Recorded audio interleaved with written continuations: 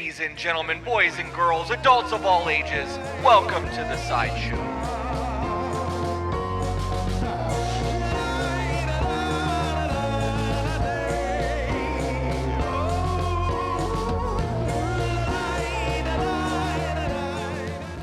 And we're back. We're back. Doing a sideshow. Doing a sideshow that's going to be one of the last sideshows. Yes. We're going to still do Wednesday content, but I think we're going to change it now that we've got the other room almost done. So by the time you guys see this, hopefully this will actually be one of the last ones because what I just said. So we have housekeeping. We have things that we kind of want to go through, and I just want to be kind of quick about it before we get into emails. The new podcast room is 90% finished. We have to figure out how we're going to make these work and moving the prints behind us into that room. Mm-hmm. Chairs will be here tomorrow. I've already figured out the lights. I need to figure out how many more sound panels I want to put up. I got the new camera working so that the Sony a7R5 is actually working as a webcam now, which makes me super excited. Saved me a whole bunch of money. Although I'm so sure, I'm almost convinced that I'm going to end up buying a Sony a7S III. Yeah. Just so that we have two cameras in there and everything is just sit down, push the buttons, go, and be done. I got a server. Really excited about that because I can just dump the SD cards onto the drive and then AJ can download them directly from my drive without having to upload them. Mm-hmm. So he'll have unlimited access to that server. It'll make my life way easier. It'll make our life way better because we'll get more time together to do shit, which is super dope. We got some criticisms. Yes. And I want to talk about the criticisms because I enjoy it when people that care about us give us constructive criticism to try to make our podcast better. One of the things that I got is that I have been overtly passionate lately to the point where I have been called aggressive. And at times I can be, and I understand that. I'm not an angry person, but I am a passionate one. And when things trigger me or things get me riled up, I tend to just talk about it. I don't want to push it down and ignore it. I would rather you guys get the honest version of how I'm feeling versus me trying to sugarcoat it to give you some bullshit. The other criticism that I got was that, well, first of all, people say that we balance each other really well. Mm-hmm. Because when I get riled up, you stay calm. And there's been times where you've gotten riled up and I've been calm. So there is a balance there. But people say that you specifically balances very well. Which makes me feel good because in the event that I do want to get rowdy, I have balance. Right. And in the event that you do it, I can go, okay, this is not my time to shine. I need to dial that back a little bit and be the support while you do the superhero thing. Mm-hmm. Be your sidekick. The other thing that we got was somebody said that we talk about the financial aspect of the podcast too much, and it sounds almost like we're just doing it for the money. And it was it kind of turned them off a little bit. So I just want to talk to you guys real quick about why we talk about the financial side of this so much, so that everybody understands. Do you have anything you want to add before I jump? Because you were just staring at me. No, I want to see where you go with it. Okay. This is now 50 hours plus a week. We have 3 shows, 2 live streams, plus pop-up lives, editing, book reading. Extracurriculars with the podcast. Right. The Discord, mm-hmm. Patreon, dealing with all of the other people that are involved in this, email reading. Merchandise now. Merchandise. Right. So this is 50 plus hours a week that we're doing this. I own other businesses, so I have other revenues coming in, and we're trying to get this to be a full-time job so that we can start hiring other people to take care of a lot of the other shit that I don't want to deal with so that we can just be the on-air personality, respond to emails, react, that kind of thing. In order to do that, we have to have revenue. So us pushing the Patreon and the Discord and talking about super chats and talking about the advertising and donations and all of that shit is to get us there. We hit 50,000 subs this morning. Mm-hmm. Our TikToks have slowed way down. We both got shadow banned for some reason. Probably because we got into the beta program and we're making a lot of money on TikTok. Well, not a lot, but we're making money on TikTok. And I think that once you get past a certain point, they throttle your shit way down so you don't have to pay for it. We both have a shadow ban on TikTok. So like, that's another thing. TikTok is another thing that we have to put time into because we have to. Yep. Anyways, so it's not that we're trying to just make money. It's that we're trying to supplement the time that we put into this and make it worthwhile for us to do it while still trying to deal with our children, our businesses, our lives, our hobbies, our dating. You know, there's a lot that goes into it. So it is not, I mean, obviously it is a business. It has become one. It's part of an S Corp now. Mm-hmm. We are trying to grow this to the point where, like I said, we can do the on-air personality thing. We can plug Patreon and like the super chats here and there. But it doesn't have to be talked about on a monetary basis as much.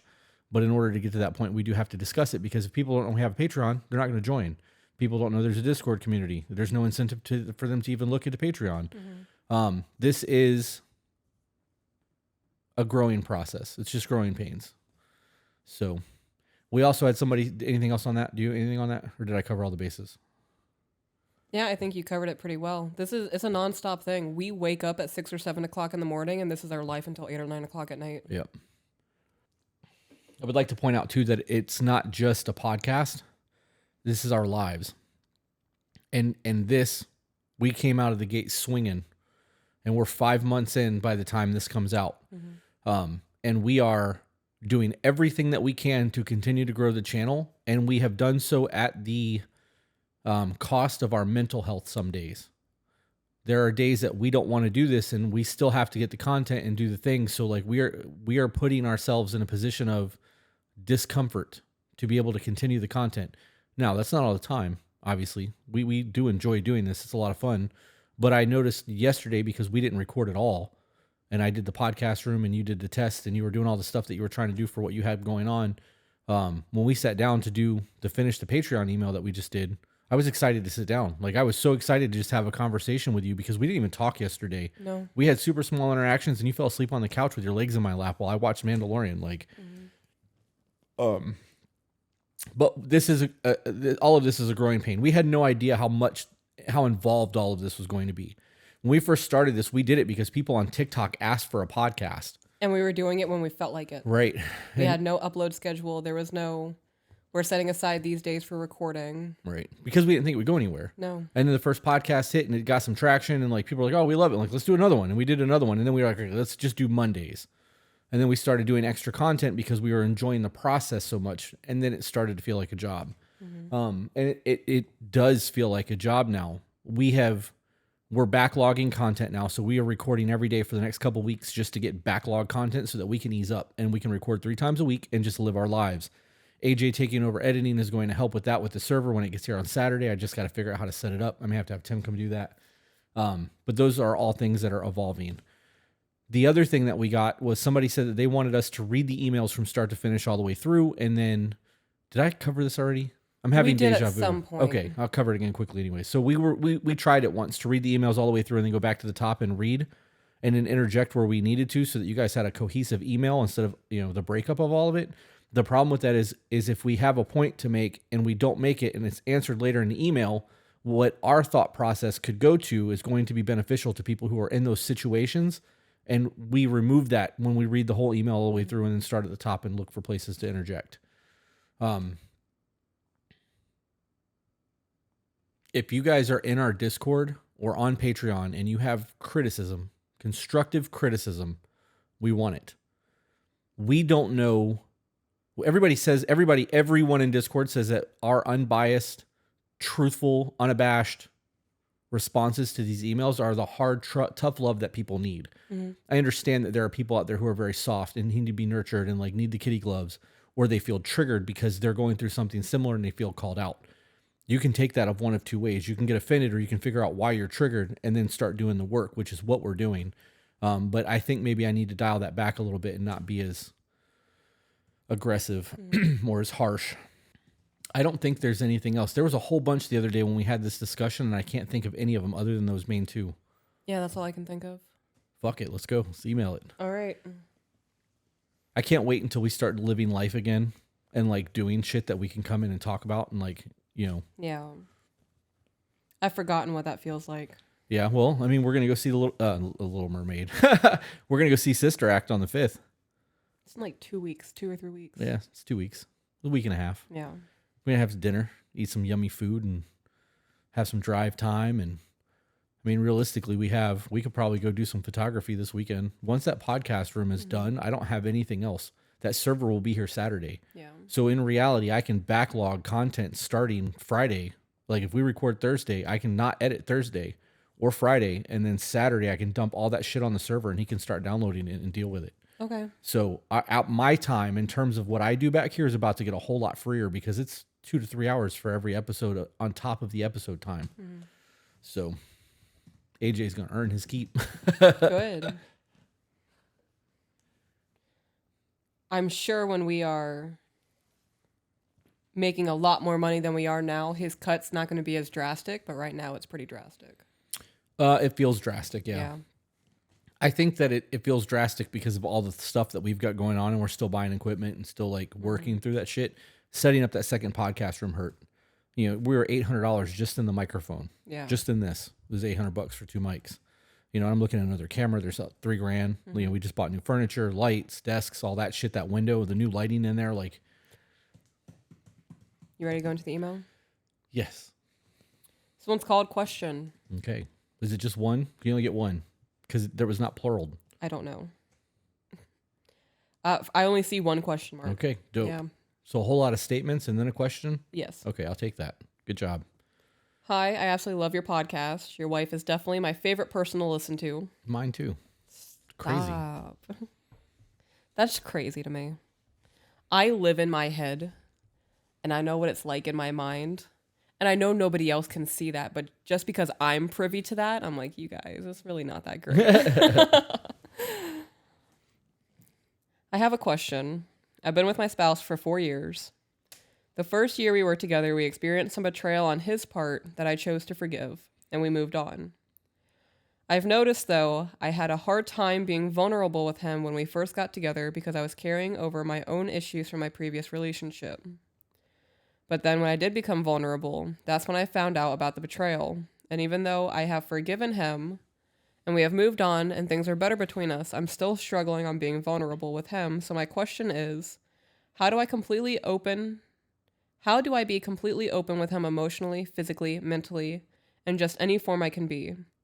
How do I let myself go to be able to be 100% open like I used to be? I'm going to read this last sentence then.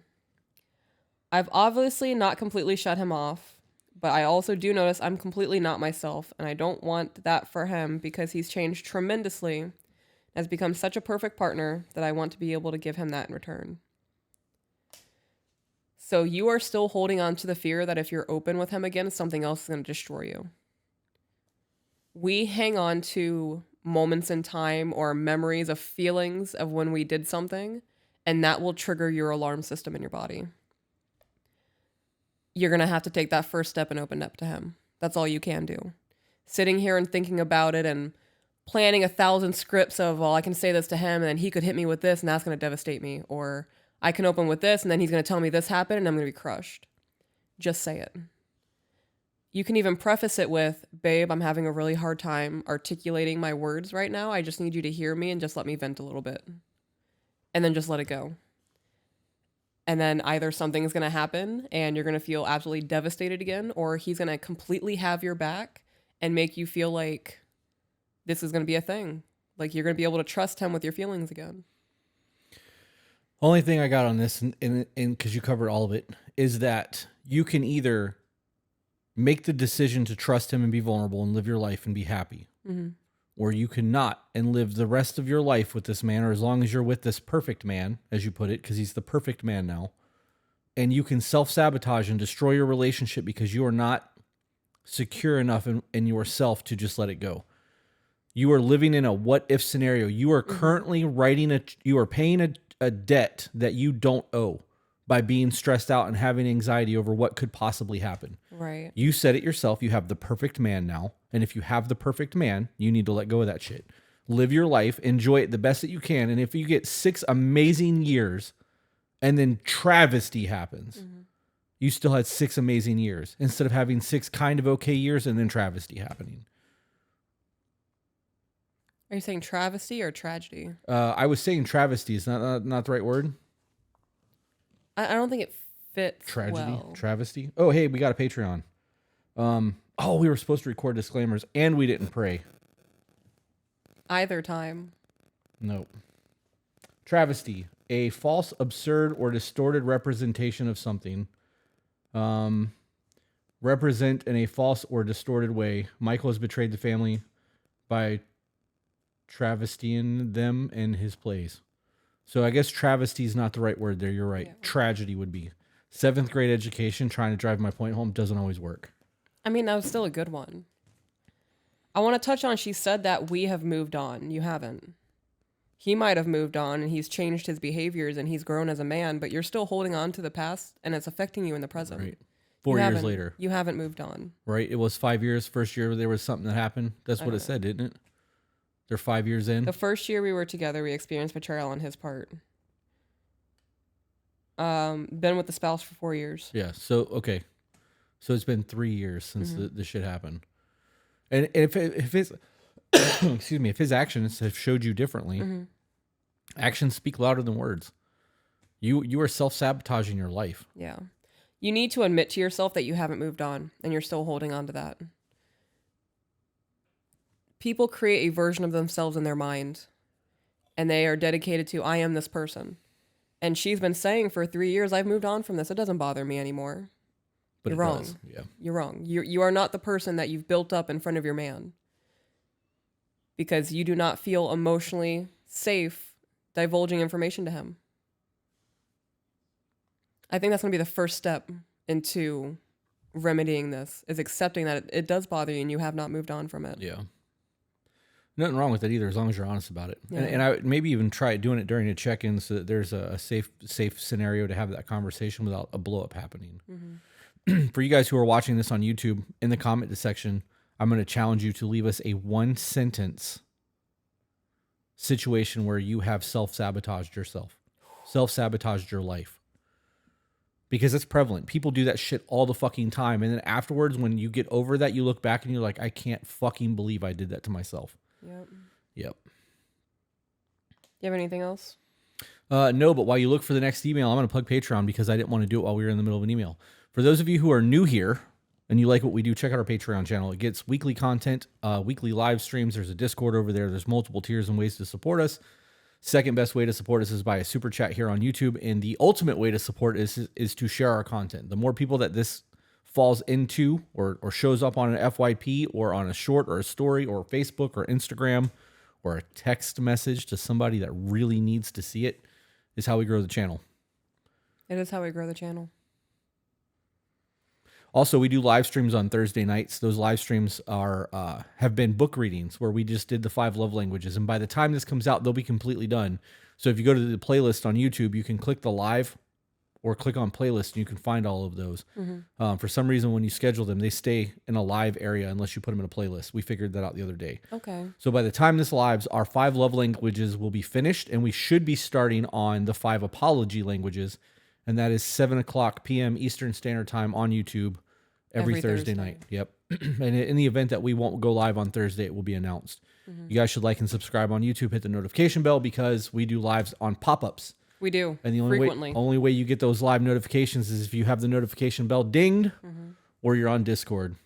Yep. Because we Discord the shit out of that. We do. At everyone. I'm so sorry I just tagged 530 people. I don't apologize for doing that. I do. I feel like such a twat. I don't.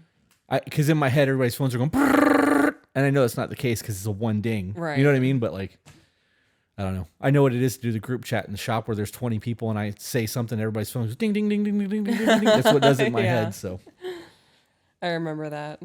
That was a nice, easy, short email. 20 minutes in. No, 20 minutes. This one is called Getting Back to Traditional. I came across your TikToks the other day and have been obsessed with listening to your podcast. My husband and I celebrated 20 years together in early February. Congratulations. It's a long time. All right, good for you guys. For those of you also, real quick, before you get into that, we are doing a one-chip challenge because we hit 50,000 subscribers. Oh, yes. We have a YouTube reaction channel where we're going to start doing reaction things on the YouTube Reacts channel. When we get to 4,000 hours watched, we're close. We're like 3,000 and some change. So subscribe to the YouTube To Be Better Reacts channel and watch for that chip challenge because it's coming. It'll probably be tomorrow or the day after that we actually do it because that was our 50,000. We then need to find a 75,000 sub challenge and a 100 sub. 100,000. Yes, that. Yes. 100K. That's going to be a big one. We'll have to do something. Maybe not for 75, but definitely for 100. Something big. Something big. Because we did something for 10,000. We're doing the 50,000. The 50,000 chip challenge for us, and then 100,000 is going to have to be something big. Something big. I've never shotgun a beer. No? No, I can do that and see if I throw up. That's funny. Over the years, we've had highs and lows, and with the lows, I've allowed it to change my level of submission to him as a wife. She just out and says it. Yeah, I mean, at least she's fucking honest. There's full accountability there. I love that. That's the second sentence of this email. But that says a lot. It does. In recognition of knowing what you're doing. Mm-hmm. And it also goes to show how hard it is for a woman to submit to a man that like is not that motherfucker. Like, right, who's not on his game. Yeah. That's one of my biggest fears. You know that, right? What? Letting you down, like being a failure and like you seeing me as a like not doing what I'm supposed to be doing as your husband. Yeah. Like failing happens. Mm-hmm. You know what I mean? Like my opinion, a failure is when you don't learn from something. So like if I try to do something and I can't because of whatever the reason is, I'm going to learn a whole lot of reasons why I wasn't able to do it. So if I tried it again, I might be able to do it. Mm-hmm. And like if I did it 100 times and I was learning the whole way, I'm not failing. I'm learning the lessons necessary to reach success. But when I speak specifically in like failing you as your husband, it's not living up to the standard that I have set for me, let alone what you've set, because my standard for what I need to be doing is way higher than your standard of me. And I actually like, I worry about that quite a bit. I don't think that'll ever happen. Yeah. I'm sure a lot of people feel that way, but like what happened? Well, I don't want to speak negative shit into the world. So, okay. But there are, finances getting fucked up could be a thing. There are definitely certain scenarios where I can see where women would feel that way. Yeah. The only way that I can ever imagine you letting me down is if you just stop caring about anything and let your depression win. Yeah, I can't do that though. I can't let that happen. Like aside from everyone that depending on me, there's now kids in my life again. And like I live for you. You know what I mean? So like even sounds such simp shit, but when I start having the bitch voice in my head, I push that shit aside because I know you're watching me. And that expectation of what I have to do to be the man for you, I can't let that go. I am truly afraid that one day I'm going to wake up and let you down somehow, and I'm going to have to live with that. It's just, there's a word for it, and I just can't think of it right now. Okay. But it is very much a concern. Is that something you've heard before? What? Like you've let me down as a husband? I'm sure I have, or as a partner, as a person. I life has not always been as good as it is right now. Right. I've not been the perfect partner my entire life. Like I've had a lot of fucked up things happen. I've done a lot of fucked up things, but those life lessons were not failures. They were lessons I learned. And I'm a better man because of all that shit. So even though some of it was really fucked up, like I am better because of it. So. I love you. I love you too. I think you're getting the best version of me that can currently exist because of all the foul shit that's happened and all the hurt that I've experienced, because I've let that hurt simmer, and then I've addressed the hurt to figure out where I could have changed things, because it's very easy to just allow your pain to be your driving force for things instead of really understanding where things went wrong, because you can blame everyone for everything they've ever done, but you had an accountability in there somewhere. Mm. And that's why I'm so big on extreme accountability, because if I look back on something and go, okay, in this scenario, if I would have just done this, if I'd have zigged instead of zagged, I would have had a very different outcome in life. And a lot of that does come down to a decision I've made. It could be something as simple as not putting my foot down. Right. I don't know. I'm going to keep reading. Okie dokie. I had strong values and beliefs in the traditional relationship. I was proud to say I was a submissive wife, and held my end up by doing all my wifely duties, and did it with love and respect for him while working full-time and taking care of our daughter. I love that she felt that way, and I'm sad that she doesn't feel that way anymore. I'm curious as to what her wifely duties were.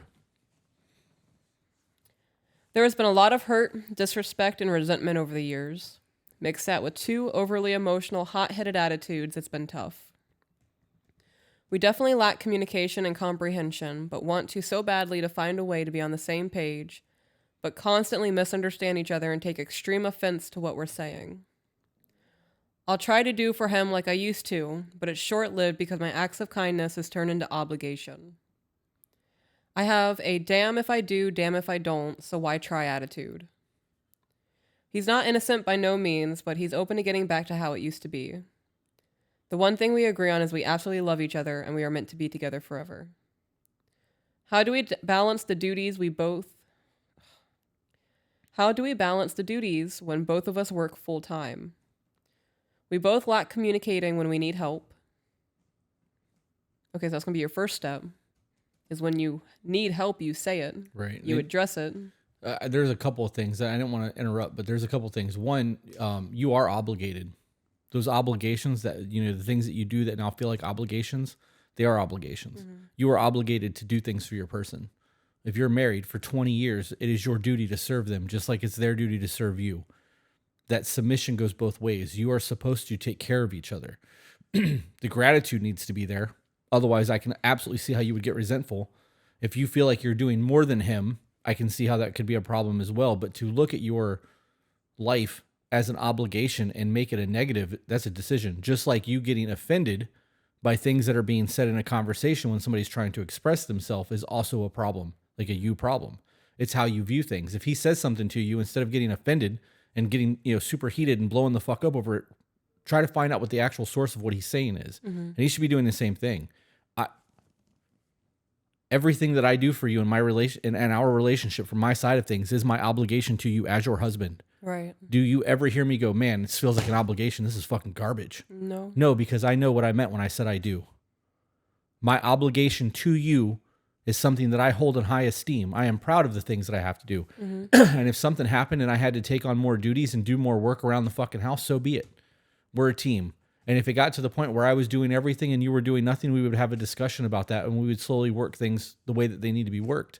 Gentle reminders, guiding like, hey, I'm getting ready to go to work. I need you to take care of these 3 things before I get back. Like, people get so caught up in the you should know betters and the way they view the situation that they don't realize that there's another person involved in it. Your perception is everything. If you view the situation as negative, it's going to be. Your person may not view it that way. Right. I go into a fit of rage cleaning and get bothered that he can comment on the mess but not help.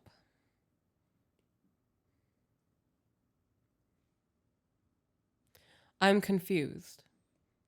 So you go into a fit of rage cleaning and get bothered that he can comment on the mess but not help. So is he like dropping hints that you need to clean the house and not doing it himself? I don't understand. I don't either, but it would be a lot easier to just be like, hey, I have to clean the kitchen. Can you take care of the bathroom? Because that was next on my list. And if we do them at the same time, we could watch a movie. We could go get lunch. We could go to that new burger place. We could have sushi. We could have an extra 45 minutes of playtime. See how simple this is? 2 people working together to get shit done. I want sushi and playtime. I would love some sushi and playtime too. I would want to go to the sushi place in Lakewood Ranch, though. Okay. The sushi places around here, because it's all delivery, is garbage. I like the soup. Yeah. Why would you allow yourself to get worked up and like hold that in and like you are choosing to look at your partner as a problem? Like, you're making a decision to allow yourself to get worked up because nobody else can make you angry. Right. That's a choice. And if you feel like you're the one doing everything and he's just watching TV and that's the problem, there's not an equal division of labor, talk about it. Mm-hmm. Don't allow yourself to get that worked up over it. That's not going to solve anything. All you're going to do is get heated as a motherfucker. And when you try to talk to him, you're going to come across as an asshole. Do you think that's going to serve you in any way, shape, or form? If I came to you while you were cleaning and said something and you were like, yeah, it would be fucking nice if you did something. I'd be like, yeah, okay, I'm going to leave. How about that? Like, I'm going to go play video games at Tim's house. Like, I don't need to be talked to like that. There's no reason for that. I wasn't being mean to you. You don't need to talk to me that way. Right. But if you were like, babe, I got to clean the kitchen. Can you do the bathroom? I'd be like, yeah, I got you. I'll go do it right now. Well, we can sit on the couch and watch 2 episodes of our show instead of 1. Right. You know what I mean? Like, I don't know. I just don't understand that mindset. You guys it's a fucking decision. You're making a choice to live that way. I left my fidget spinner over there and I don't know what to do with my hands. And like, I keep wanting to like pound on the chair. Second patron. Hey. Hey.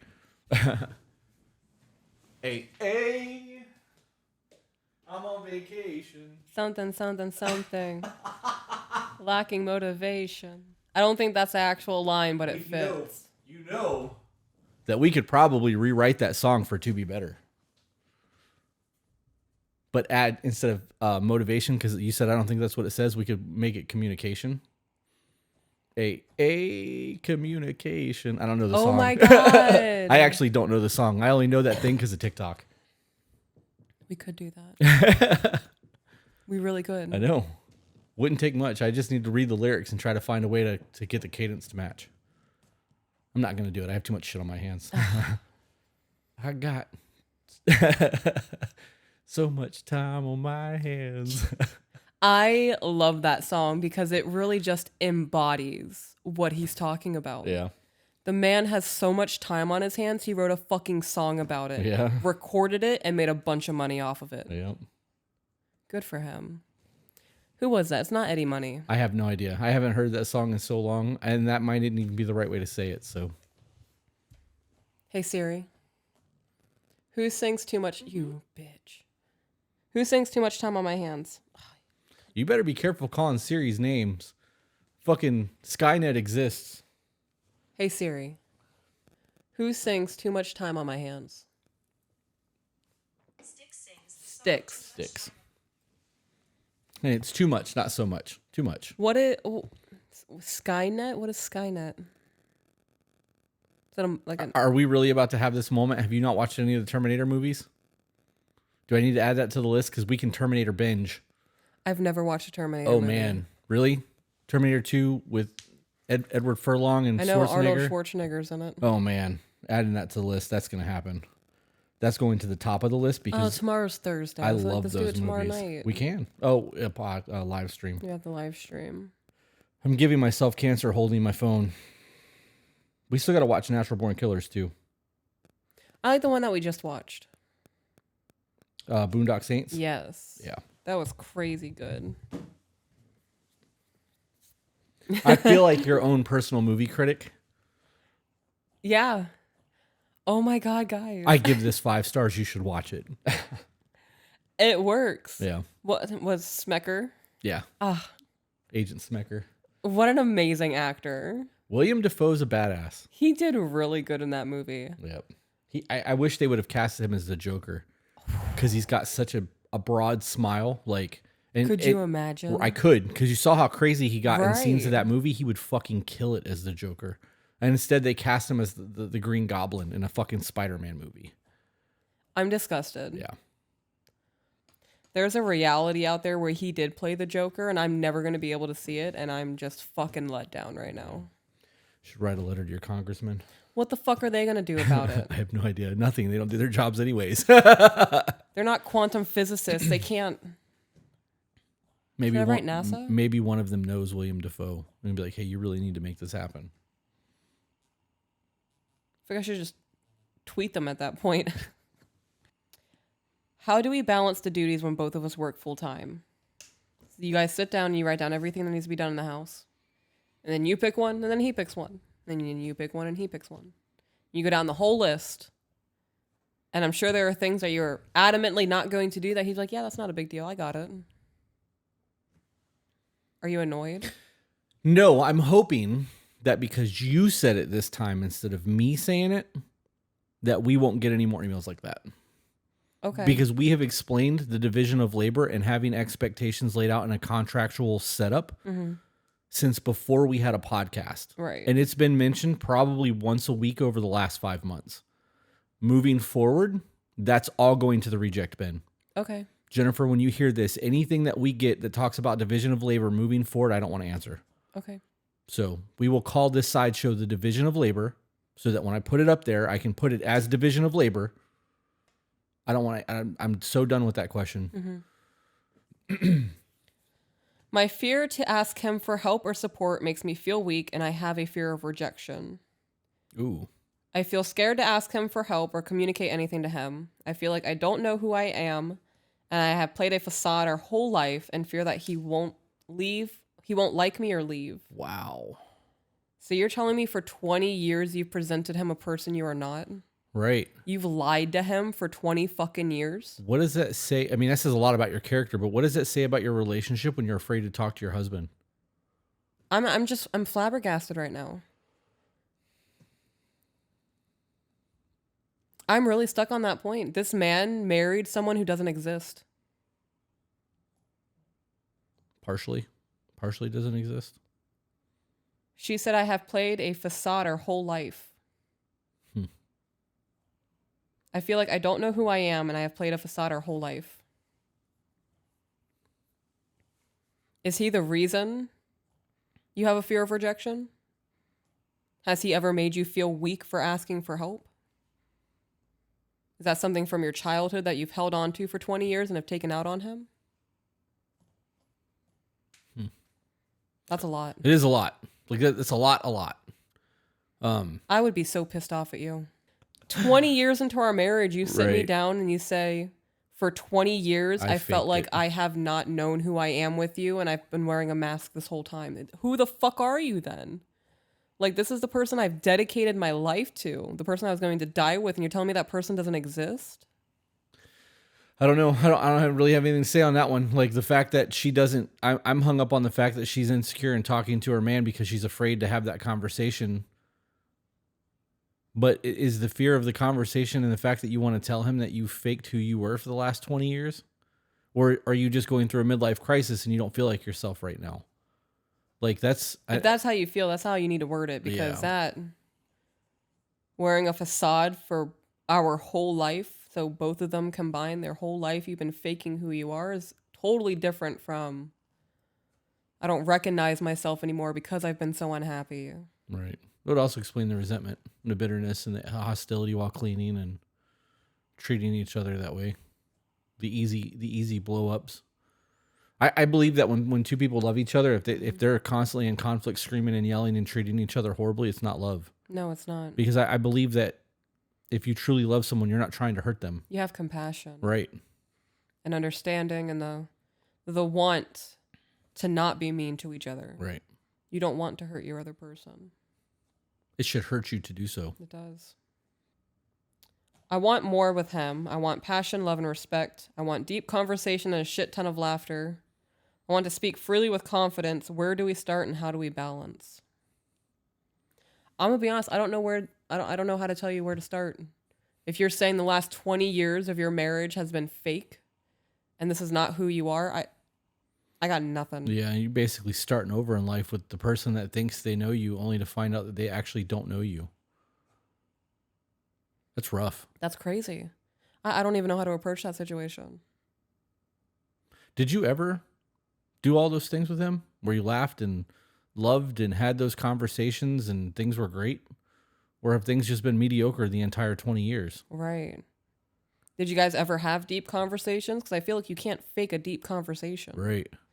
If you're wanting deep conversations now, 20 years into the marriage, to explain who you really are as a person, Yeah. fuck, you guys might end up not being together. If you've been faking who you are this whole time and you start to show who you really are, you're going to have to give them the opportunity to be like, okay, I might not want to be with her anymore. Right. That's a lot. That's a lot to process. It really is. That fucked me up. I have no idea where to start in that scenario. I would say, obviously, I'm going to say a check-in because that's where I want everybody to start with their conversations. But if you're not having meaningful conversations with your person, and it could be because you're 20 years in and you fucking know everything about each other at that point. Mm-hmm. And at that point, you have to find new requests for connections. You have to find new hobbies and get excited about new things. Maybe start doing ballroom dancing or some shit. Find a reason to have an excitement with your person again. Having new hobbies is a good thing. Mm-hmm. Self-care is necessary. Like, I don't know. I don't even know. Like, I've never had anybody tell me that they faked a 20-year relationship before. That's a fucking new one. Right. I was not ready for that. Your fear is the whole reason you're in this scenario. She's on her own way. It's her fear. She said all of this is fear of being viewed as weak, fear of rejection, fear that he won't like me and leave. Why put yourself into a mold to have somebody else like you? Do you remember the email that you just read? And I was like, why would you want to live that way? And be in that position until, 5-10 years down the road, things fall apart. Was that this email that we just read a minute ago, or was that the one we just finished? Because we recorded right before this. I don't remember. It might have been the Patreon one. I think it was this one. I think it was the email right before this one where I was like, you're making the decision to live like this. I think that was this one. You are self-sabotaging your life. Yeah. She's still doing the same thing. If you need more, you need to talk to him. You can't expect things to change if by writing us an email. Like, you're still going to have to talk to your partner and figure this shit out. And like, we can give you the division of labor shit. That's easy. Figuring out how to tell your person that you're emotionally unsatisfied. You feel like you are devoid of any intellectual conversation and you're not getting enough out of your life. That's a problem. You guys, maybe you need to find, I'm going to say hobbies. I'm going to say start with hobbies. You guys need to find something that the two of you can do together again that is going to make you both learn while doing it. Because as he learns something and you learn something, you guys can share that. It's going to make you guys talk to each other about something new that you haven't been talking about. And I got to be honest, I would find some sort of activity that you guys can physically do together, even if it's just going to the gym, because you guys need to get that bond back. Yeah. That's rough. I don't know. I don't know what else to say to that. But she is absolutely self-sabotaging her life, and she's 20 years into a relationship because she's afraid to talk to her person. I think you need to figure out why you're so scared. Like, where has this fear come from? Like I said prior, is that something that's rooted in your childhood? Or has he treated you this way? If he's treated you this way, you need to address that with him. You need to say, I don't feel safe coming to you with my emotions because you downplay them. Right. Or you make me feel like that they don't matter. Not say that, don't say you make me. Say, if he invalidates your emotions and you feel like to him your feelings don't matter, it needs to be addressed in a way of, when I come to you about feeling X, Y, and Z, and you continuously look at your phone, I feel like you're not hearing me. Right. And that makes me feel like I don't matter to you. There has to be conversations no matter what to fix any of this. And you're going to have you're going to go through a lot of shit. You have to get over that fear. He's been with you for 20 years. Yeah, it's going to be a lot of uncomfortable conversations. I want to know what she means when she says that her acts of kindness are turned into an obligation. Like, what is she doing as an act of kindness? Is she taking his boots off for him, or is she doing laundry? I'm sure she meant chores. That has to be done anyway. Right. That's what I was saying earlier. Yeah. Like I said earlier, the chores are what I assume that was, because it falls into she was talking about cleaning and how she was getting frustrated there as well. Like, if that's the case, you know, that's life. You have to take care of each other. Right. Cleaning is not an act of service. If that is that's part of your agreement of your wifely duties, that is an obligation. Right. Well, and she said that too in the beginning, that she was having resentment doing her wifely duties or issues doing her wifely duties. And I was like, I wonder what that entails. Because if you just view cleaning the house as your wifely duties, I mean, that's not really it. That's part of living together. Right. And if you have an arrangement where you're both working a full-time job, then you delegate the responsibilities between the two people, or you divide them. I mean, your wifely duties would not fall into those categories. Your wifely duties would be having sex with your person and having intimate conversation and bringing companionship to the relationship. Those are wifely duties. Mm-hmm. And then acts of service that you do, taking the boots off or whatever, bringing him his plate, it's different. Yeah. Have anything else you want to add to that? Nope. Next one is called Advice on Letting My Husband Know His Feelings Matter to Me. I first found you both on TikTok, and your thoughts and lifestyle immediately resonated with me and how I want to be a wife to my husband. I want to start off by saying that I have one of the good guys that is willing to talk, discuss, help, participate, etc. in all areas of life, and shows me daily that I come first. Okay. When an email starts like that, I'm like, okay, then what's the conflict? Because Right. that's good. Yeah. Like, all of that is great. That's fantastic. The main conflict we have in our relationship is co-parenting our blended family. He has a daughter from a previous marriage, and I have a daughter and son from a previous marriage. We were friends long before we dated, and our girls, being about 2 years apart, were friends since preschool. We met in 2009, were friends until 2015, and that is when it turned into something more. We were together for 7 years and married in 2022. We have had a million discussions about his opinions versus my opinion on parenting. His way being very old school and strict, and mine being more understanding, for a lack of better words. So us. Yeah. To a T. Yeah. And I'm unapologetic for the strictness that I have. Mm-hmm. I am. I think that you trust me as a man because of the man I am, and I'm trying to make sure our kids grow up to be the man that I am. Right. That's all there is to that. And I never interject. Yeah. Obviously, I'm not like crossing the line, like beating our Right. kids and shit, but if I was to really cross the line, you would. But when things are happening, you allow me to handle things. Mm-hmm. We really need to do the side piece about male and like masculine and feminine energies, as well as the difference in raising male and female kids, because I absolutely believe boys should be raised differently than girls. Okay. But that is us to a T, because I am fucking hard when it comes to that shit. And I'm definitely more, let's take some deep breaths and figure this shit out. Right. I get where he is coming from, and he is really frustrated with my lack of progress regarding my son. So before we keep going, I am going to say you chose to marry this man, and you married this man because of the man he is. Why would you stop him from fathering your son to be the man that he is? Right. If you didn't trust him to be a man, then why did you marry him? I wonder how this kid's doing. He had a girl, right? Did it say, or did you just say one kid? So there's 3 kids. Right. He has one, she has 2. Right, he has a daughter. Okay. That's what I was asking. Okay. Was his biological a girl or a boy?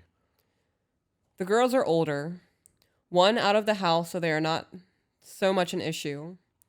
Where I see improvements, he sees none.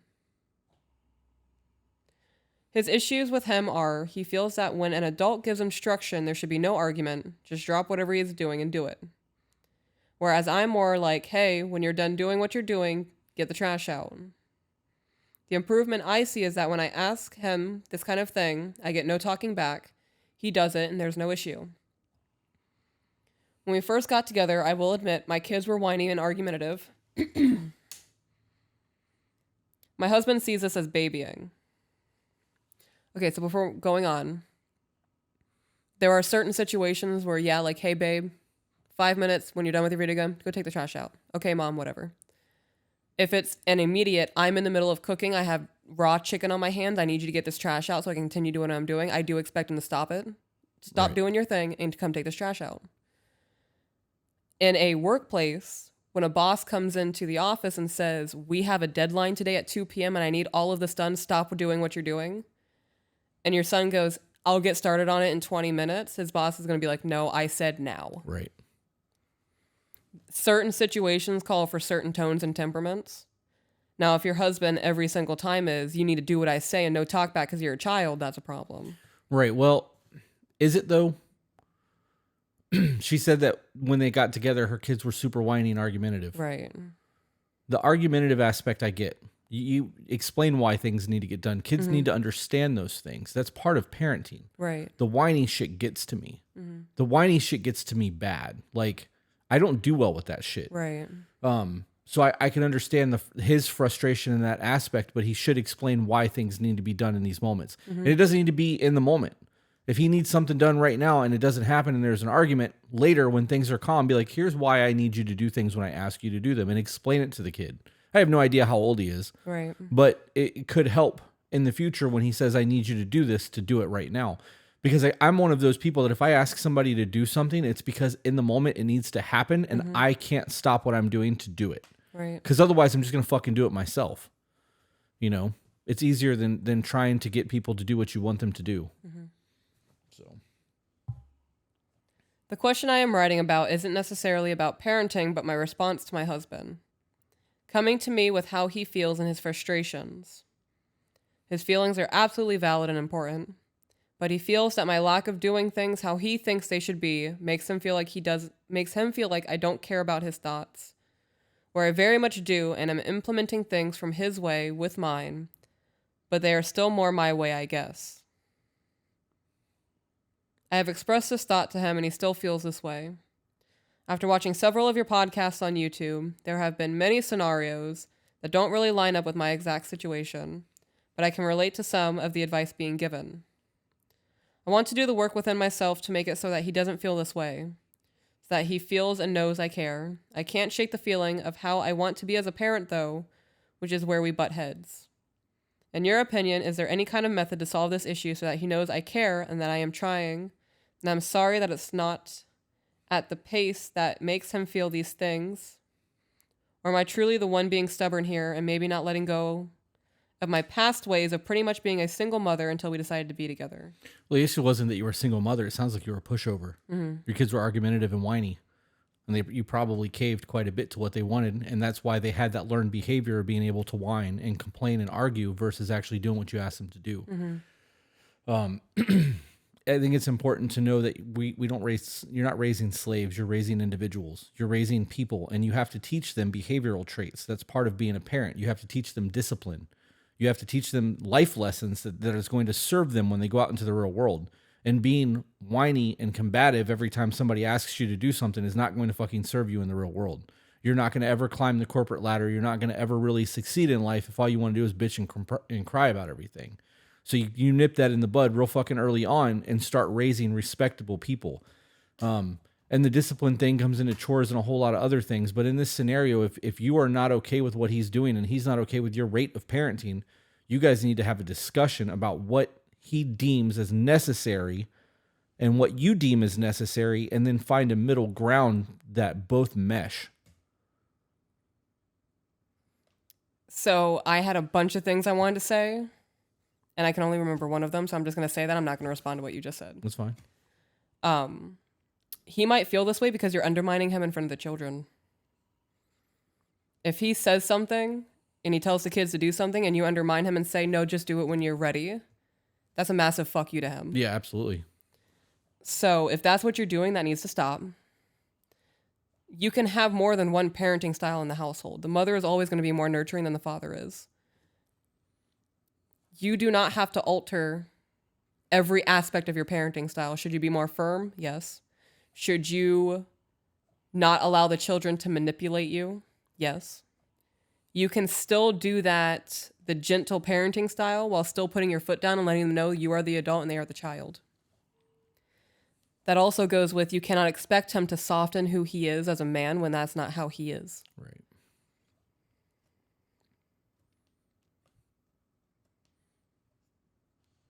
Do you have anything else you want to add? Yeah, I was waiting because I didn't want to interrupt you just in case you had got your thoughts back. You're having masculine and feminine energy in the home and having an ability to have a man help raise your son to be a good man. You need to recognize that. Women are not men. Single mothers do not raise young men into be men. They raise boys that can easily be manipulated by their mothers. And you can take that however the fuck you want to take it. I know that people get super butthurt whenever we talk about single moms at all because they feel like they're doing their best and their best is good enough. And the reality is that kids do better with a male and female in the house, a father and a mother in the home. Young men get something from male figures that they don't get from mothers. So there's to that. And it's the same thing for females. Little girls are going to get more from their mom than they will get from a dad. And it comes down to masculine and feminine energies in the home. So if you are doing the nurturing and he's doing the stoic thing, the kid is going to understand both worlds. Dad is going to be the one that should be the one that normally does all of the discipline when it comes down to like really laying the hand of God and like, this is the way it's going to fucking be in the house. But you should be providing a softness that he can't provide so that both energies get nurtured in that child. Right. If you are undermining each other, like you said, that's a fucking problem. It is. You're showing those children that the household's divided. Right. And they're going to manipulate the shit out of that. Yep. If you have a problem with the way he's parenting, and let it happen and then pull him aside afterwards and be like, hey, I really don't like that you just did that. Moving forward, don't do that again. Like I would prefer you do this instead. And then you guys have a conversation about that and find that middle ground. I don't know. This is one of those things where we don't know your life. Right. We don't know what's actually happening in the house. We're not there. We're getting a small window of what you're telling us. So it's very hard to dictate the situation. I have mentioned counseling. He's down for that if needed.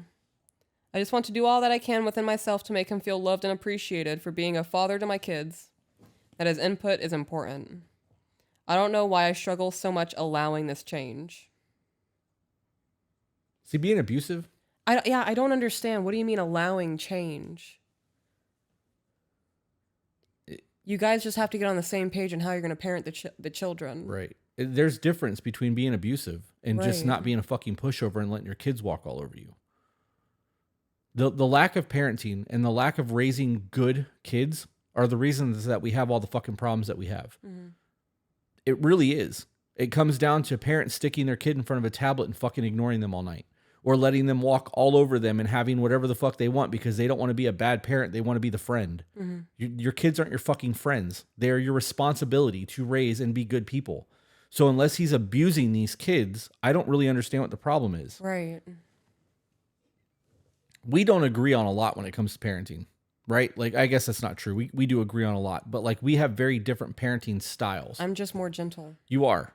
And I'm very much, I want to know why you're crying. Why are you acting like that right now? Do you see that served you in no way? Like when our son gets upset and when he calms down, I'm like, did crying help you? And he's like, no. I'm like, then why'd you do it?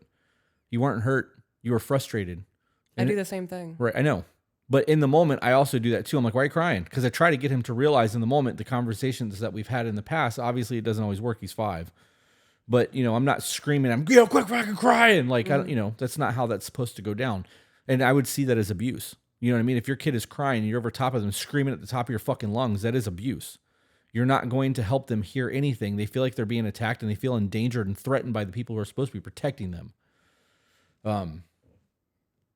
I don't know. I don't understand why this is even a thing unless he's abusing the children. Yeah.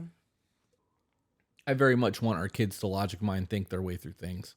Me too. When you get into emotional mindsets, you do things that you will regret, and you will find yourself in very sticky situations that you can't get out of because you allowed your emotions to get the best of you. If you feel something and you're able to logic mind through it and get out of a situation and then find yourself at home and can emotionally process your shit, I feel like that's the best of both worlds. Do one more and call it. Yeah. This one is called Finding My Peace. I found mine. Did that fidget spinner? Wow. I'm kidding. That hurt. Are you serious? You hurt my one feeling. Wow. It's bruised. I need you to be gentle with me for a few days while it heals. You are my peace, butthole. I know I am. You butthole. I was making a joke. I apologize that I hurt your one feeling. It's like an exposed nerve and you just like, bing. You want me to kiss it or something? First, let me say I have found so much joy listening and watching your videos. We have so much joy making these videos, although I don't enjoy watching them. Yeah, I don't like hearing them on the playback. The information and point of view has been so helpful. I have begun to work on myself and look deeper at my own issues and faults. Good. I am eager for your help and any insight you can provide. So my husband, who's 36, and I, who is 30, began dating in 2014 and married in 2019. We are both nurses and have 2 small children. He is from the South and grew up in a home where the man was the lead of the house. His mother served her husband, ran the home, took care of all the children, while also working full-time. I love my mother-in-law dearly and feel a deep connection with her, and these are more traditional values. I love my mother-in-law dearly and feel a deep connection with her and these more traditional values. I feel a deep sense of pride and purpose knowing I'm taking care of our home, my husband, and raising our children. I love that. Hopefully he has the same pride in taking care of you financially and making sure your kids are taken care of, safe, protected. All the stuff. Yeah, 2 sides of the same coin. I do most of the cooking, cleaning, all of the scheduling, including weekly menus for dinner. Menus? Wait a minute. Hold on now. You guys got menus? I don't get a menu. I ask you what you want for dinner, you're like, whatever you make, babe. Right, but I don't have a menu. Like, is it laminated? if I Wait, no, gave hold you- on. If it's laminated and I got options, it's like a restaurant. You eat the same I thing know. every time we go out to eat. If I gave you a menu, you'd be like, you know what I like, babe. Yeah, you do. But do I sound like that? Could you imagine actually having a menu in your house? Like No. I took that very literal, right? So right, like yeah, sit I down am and be like, picturing a menu. what would you like for dinner tonight, sir? We have the tomato basil soup. The kitchen special is a ribeye.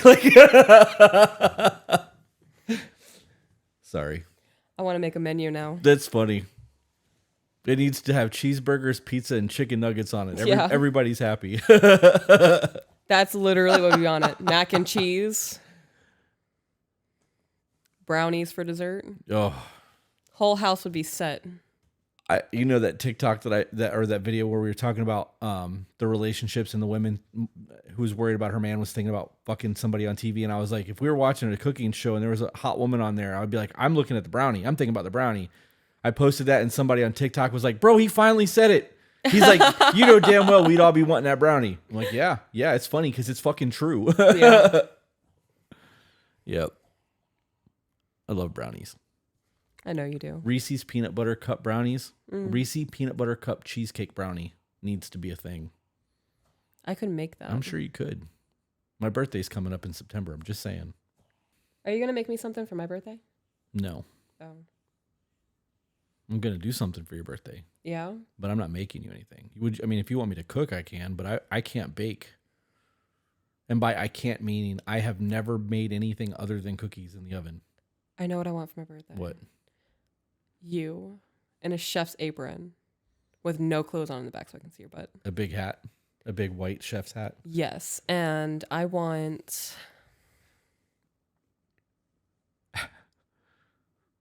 You want me to go, welcome to the kitchen, madame. Yes. My mind is going, you know what you want, but you can't say it. Yeah. I also do the shopping for the kids and groceries. All of this I'm happy to do and enjoy. My husband takes care of the kids and cooks dinner when I'm working and vice versa. As time goes on, I have begun struggling with what is and what I want/need. As time goes on, I have begun struggling with what is and what I want/need. What do you mean, what is? The way their life is. The current situation. Okay. I wanted to have a more traditional relationship with my husband as the head of our home, and yet as time goes on, I feel as though I have to assume this role sometimes. Ooh. This puts us at odds, and because of this, our relationship is struggling. What does his mama have to say about that? What does his dad have to say Yeah, about that? got a southern man who grew up in a southern household where mama took care of everything and dad worked and provided and had those traditional roles. I guarantee you she has some shit to say about that. Yeah. There have been several instances where I've had to assume control, and in times like those, I feel like I'm mothering him. Wonder what some of those times are. I'll be calling up his mama. I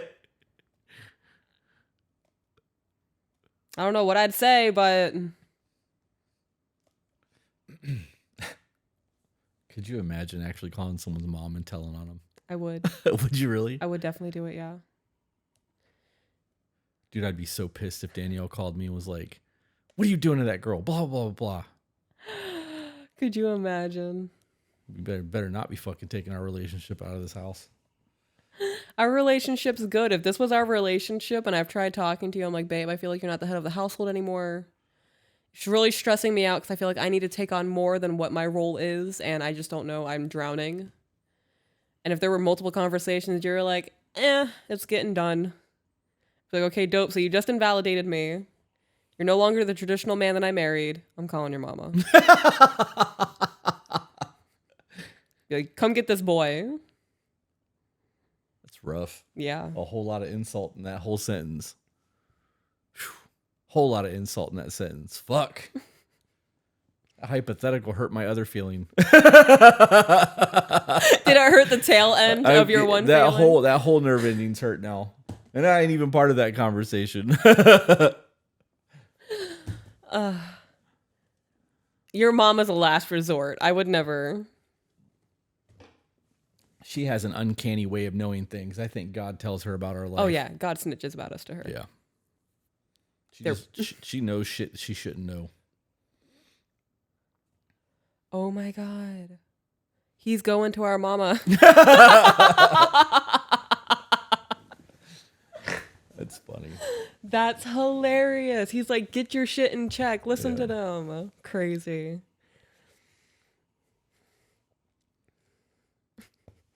This lady's gonna get her email read on thing and be like, "What is wrong? I can't believe I emailed these two." Crazy.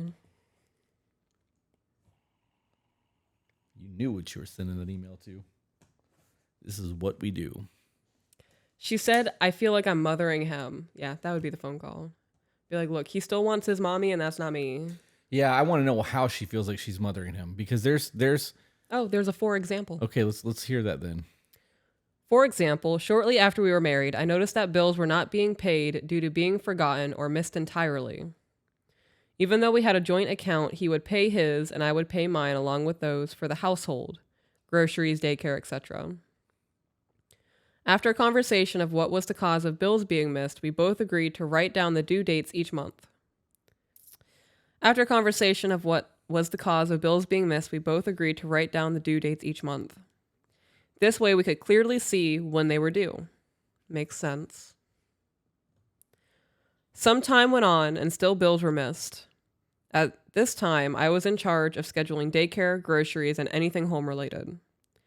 I would become frustrated as I tried to account for money coming in and out, only for it to be skewed when he forgot bills. I don't do well when money's fucked up. Me either. I don't do well when money's fucked up and it's not 100% in my control, like in this situation. Even when it's 100% in my control, when money gets a little bit off, I get fucked up. Like I don't do well with finance. I mean, I do really well with finances. Right. But when things are not where I want them to be, I stress and panic hard. But I also don't miss shit. Like, I don't know. If there was like not enough money to pay something and I had to choose which bill I'm paying, that's different. But to just forget that something's due, like, why aren't your bills on auto pay? Like, that's the thing now, right? Like, you got to pay the shit. You know it's going to be a monthly thing. It comes out at the same time every month. Like, auto pay. I auto pay almost everything through the shop. Yeah. After another conversation, it was decided each week I would let him know which bills were due to be paid. More time goes on and we are still having the same issue. Out of frustration and financial struggle, I officially assumed all financial control. Out of habit, I checked the bank account multiple times a day due to my own anxiety. Through this habit, I would see random purchases that, while not large, would inevitably throw off our budget, sometimes even putting us in the negative. He readily admits he doesn't check the account to ensure we have the money, but instead assumes it's there. There have been a few occasions where he became frustrated that we cannot afford a particular vehicle he wants or a house right now. Ooh, you shouldn't have sent this email. Why? Because I'm like fighting back like venom right now. Really? Mm-hmm. Why? Ooh, you're really angry. I am trying so hard to be a better person because of the criticism that we got, and I don't want to just be mean. Right. You want to be mean towards her or him? Him. And maybe a little bit towards her, but mainly him. The idea that she is okay. So first and foremost, if she's better with finances and math, she's a better budgeter. Mm-hmm. And she decided to take on that role of paying the bills from the account that he's putting money into, fine. That's totally acceptable. I suck at math.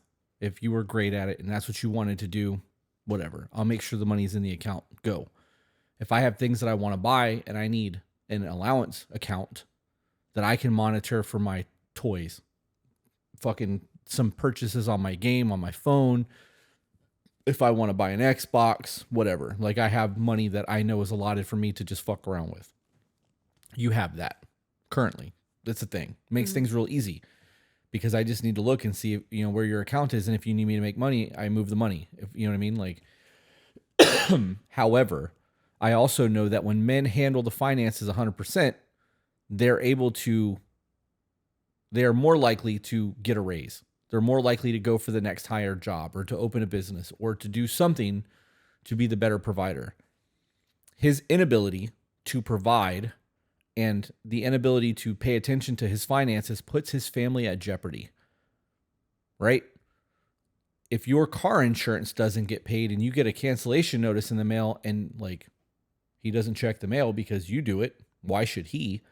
And it's in his name and you just throw it on a counter and he doesn't check the mail and your fucking license gets suspended and then you get pulled over. That's like $1,300 to get your license reinstated. $1,500. It's up there. I think I've had my license suspended. I want to say it was right around $1,400. It was like 10 years ago, but and it was exactly that. I got a new car, forgot to change it over, didn't get the fucking letter in the mail, and they suspended my license for no insurance just because I had insurance, but it was on a different VIN, and it was a whole process to get my insurance reinstated. So there's a scenario there. What happens when you need to buy groceries and I have bought $50 worth of video games? And that $50 was enough to bounce the account. And now there's no money in the account and you can't buy our dinner or can't buy the kids' dinner while at the grocery store, your card gets declined. This is why I'm holding back because I really want to say some mean shit. I would lose my fucking mind. Right. You know, when at first while we were reading this email, I was like, okay, this isn't really a big deal. Like you guys are having discussions about it. You just need to be the one to take over the bills. Like he's a forgetful person. Maybe he's busy. Like I was trying to figure out like, why it's a big deal. Because if you're just forgetful, having a reminder is not a big deal. And knowing, like she said, well, I told him on the end of the week what bills are due so that he could pay them. He's still not doing it. That's teamwork, right? Like at that point, I'm like, I don't understand why there's frustration. You just have to remind him. So what? You just got to remind him the bill's due. If he goes okay and he pays the bill, dope. Mm-hmm. And then she went to the next step. She's handling all the finances. I'm like, okay, well, it obviously didn't work. She's handling the finances. Now what could possibly go wrong? She's handling the finances. Now he's just fucking spending money because he assumes it's there. Right. That scenario is an unsafe scenario in my opinion. Yes. Because in the event that your power gets shut, go ahead. You look like you were about to say something. No, you're good. In the event that your power gets shut off, groceries can't be bought, your insurance is canceled. Those are all things that are a detriment to your life. That could really fuck you in the long run. Credit cards getting canceled could fuck up your credit, could fuck up his credit. He wants to buy a new vehicle and he's mad that he doesn't have the money to do it. Well, you can't budget your fucking money. And what happens if you're not paying those bills and your credit score goes from a 700 to a 4 and you get a 39% interest rate on a car that you're trying to buy? Nope. That's a problem for me. Me too. I agree. If you expect a man to lead and you marry him under the pretense that he is a capable man who was raised right, Southern values, traditional values, and you then find out that he is not capable of even balancing his fucking checkbook, that's a problem. That's a huge fucking problem. How can you lead if you can't be trusted? Right. Does that mean that he's just being lazy or did his father fail him? I don't think that's a father thing. I think that's a kid thing. What do you mean a kid thing? I don't think that falls to the father. Him being irresponsible with money doesn't land on his parents. Right, but if he's supposed to be the provider and is supposed to know how to balance a checkbook, they don't teach that shit in school. No, they don't. You're right in that aspect. I'm sure that he was taught how to do it. I think that the fault there falls on him, not on the parents. Right, so is it him being lazy? Yeah. Or was he not shown by his dad? I think it's him being lazy or not caring enough to stay on top of it. Yeah. Either way, it's a problem. That's a huge problem. I think that's more than a communication issue. This is a fault in his character. Yeah. Yeah. And those absolutely. are not easily fixed. Yeah, it's a behavioral trait. And while I do everything to make sure he has what he needs and wants, if possible, it's simply not feasible. I feel as though I'm failing him. Sounds to me like he's failing you. Yeah. It makes me so angry when people are being wronged and they're like, well, this is my fault. Where's the self-worth? Yeah. All of this to say, I'm struggling with following his lead as a man of the home because of poor/selfish choices he has and continues to make. Running the day-to-day at home and now also the finances along with working full-time is exhausting. I bet. I desperately need help but feel unable to rely on him. Am I simply not letting go of control, or am I instead trying to push something that will never be? How do I nurture his desire to lead while being so conflicted as to whether he deserves my subservience? You can't, just because you want somebody to lead doesn't mean that that's who they are as a person. Some people aren't capable of it. People are born leaders and then people are just born followers. If he doesn't have the drive to be the best provider he can be and the lead of the household, I'm not going to stroke someone's fucking ego. If you want to be the man, if you want to be the leader of this household, then be it. Yeah. Show me that you're capable of doing that. If you can't, I'm not going to bow to you. I'm not going to do the shit a wife does and submits to her husband if you're not even going to uphold your end of it. Sounds like a man who wants to play house. How would you go about addressing this? In a very nasty manner. Honestly, real shit, like, I would calmly tell him that he's failing as a man. Yeah. And I would be like, I married you because I believed you had traditional values and I wanted a man who could lead, that I could submit to and have that fucking life that I've always wanted. And your inability to handle the finances is showing me that you're not capable of being that man. Mm-hmm. And I feel like you're failing me as my husband. Right. I feel like I was deceived. Mm-hmm. I was led to believe something that you were showing me that you're not. And I need you to step up and fucking change your actions. And if you can't handle the finances and lead this household, I won't submit to you. And if I have to fucking do all this on my own, why do I need you? Right.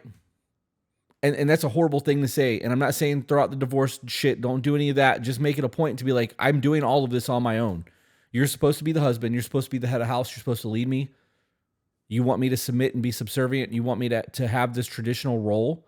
You are not giving me anything that screams traditional man. Mm-hmm. You are showing me little boy shit. I have to work a full-time job. I have to handle our finances. I'm taking care of the house. And you are fucking up our money. That's it. Yeah. And then I would let him soak on that for a little while. And then I'd come back to it a couple of days and be like, hey, I know it's been a few days since I brought up the whole fucking I need you to step up thing. Have you had time to process it yet? And get feedback from him when he's calm. Be like, because if you did that to me and I felt like I was failing, it would destroy me. It would take me a few days to like really regain my composure, but I would want to work harder. I'd go get a raise. I would start taking the finances over. I would, if I had to set alarms on my phone, like this bill is due today, I would set shit on auto pay. I would budget my money for the month knowing, okay, I need to make $4,732 to pay all the bills. So everything over that is going to go into another account so that this is the account I get to use. And if there's no money in this account, this money doesn't get touched. Mm-hmm. There are things that you can do to properly deal with your finances, but he's failing. And I would tell him that. I don't have anything to say. You are supposed to provide. As a husband, your job is to provide. And there's no provision there. You might work and make the money or make some of the money, but you're not even making all of it. You basically have a maid that handles your finances. I have a really hard time with that. Like it's I want to be really fucking mean. I know. I think you're doing really good though, not being mean. You told me on I might have been a Patreon video that I have really high expectations of what a man is. Mm-hmm. And I don't see it that way. Like I did in the moment I agreed. Like you're fucking right. I absolutely do. Because I think that we should hold ourselves to a very high standard. And the higher our standard is, the better we are going to be if we can meet those standards. And when you meet those standards, you fucking raise the bar a little bit. That kind of shit is the things that bother me. And it bothers me the most in terms of traditional because we get shit on for our relationship constantly. And I'm adhering to every expectation you have of me. I set the bar and then I hit the bar and I fucking set it a peg higher. And when it gets to the point that I can't reach it anymore, it gives me something to strive for the rest of my fucking life. That is not traditional. No. That is the neglect that people fucking say is going to happen in our relationship because people like that. Mm-hmm. It bothers me. It bothers me a lot. Yeah. I don't have anything else to say. You want to call it? You got to get the kids in 20 minutes anyways. Yeah. Cool. Alrighty. Choking on slobber. Try that again. I'm glad I choked on my slobber. Ladies and gentlemen, we have got our deal worked out with Relentless Defender t-shirts. I'm not currently wearing one, but I will be on the next episode that we record. I'm going to make it a point to change. If you go to relentlessdefender.com and check out using the code TOBEBETTER, you will receive 15% off of the t-shirt order that you make or off the order that you make. For all of you those who like my Noah was a conspiracy theorist shirt, my OODA loop, my Gunby, my defund politician shirts, all of the shirts that everybody has commented on that you love so much comes from relentlessdefender.com. 15% off. Use the code to be better. I am so fucking stoked to be doing business with these guys. They do charity work. I have it set up so that when they start doing the non-for-profit stuff and they have new events coming, that they will be sending me emails so that we can talk about it on the podcast. Oh, dope. I'm really excited for this. So You also told me to remind you of like the meth story. Oh, yeah. And violence. There was an ex-boyfriend who was addicted to drugs. That kicked in the door, right? Okay, was that this podcast or was it the one we read earlier? I don't remember. We got to stop doing multiples in a day, apparently. So, just in case it was this episode, I was driving down the road one night in Clearwater when I lived in Clearwater, and I saw a dude beating up a woman. And I pulled over and I jumped out of the car and I rocked his shit. I running drop kicked this dude to the ground and I hit him with everything I had. And I started to like help her up and I turned around and he got up. And I have never had a, oh God, what did I just do to myself moment ever like that in my life, because he got up and I hit him again, gave him everything I had and he got right back up. And when you're used to hitting somebody and them going down and not getting back up for a few seconds, like that fucks you up. Oh yeah. Yeah. I went from feeling like I was on top of the world, saving this woman like Superman, to feeling like I was nothing. I hit that dude multiple times. I mean, he hit me too, but like there was no power behind it. I gave him everything I had multiple times. Turns out that when the cops got there, because somebody saw me beating this dude's ass, that he had fucking like a godly amount of meth on him and he was high on meth the entire time. So me knowing who I am and the capability that I have and the power behind my punches with the martial arts and the boxing that I did all of my childhood, that woman in that situation where you got a drug addict kicking in your fucking door, 9mm, way faster than 911. Yeah. Yep. That's why that came about, because me being who I am and capable the way that I am was still not able to defeat the fucking meth man in Florida. That's crazy. Yeah. It's fucking wild. Third patron. Ooh. Third. Number 3. The 1, 2, third. I'm excited, guys. Patreon is fucking dope for me. I love that. Seeing the community grow is insane. It is crazy. We're almost to 1,000 people. We're in the high 8s now, which is fucking wild. We're close to 600 people in the Discord now. Yeah. That means that more and more people are upping their joining from 10 to 15. I've started noticing that the people who join at the $10 tier normally do it and then send an email right away, just trying to get their emails read faster. Whereas the people who join the $15 tier do so to get to Discord and to get the live streams. I feel like the ones who join at $15 are going to be long-term subscribers. I agree with that. Which is super dope. Also on the Patreon thing, I know I plugged it earlier. We do live streams there that are just Q&As. So on Sunday nights when we do our Patreon live streams, it is just us holding our shit, staring at a screen, having conversations with you guys. Oh, big yawn. I'm tired. Oh, big stretch. I'm going to rub the belly. With that being said, we'll see you guys on the next one. Bye, guys. Hey guys, if you enjoyed that, found it entertaining, funny, or even learned something you didn't know before, share it. And if you're not subscribed, why aren't you? And for those of you who want to support us, get access to exclusive content and live streams, we do have a Patreon. All the links are in the description.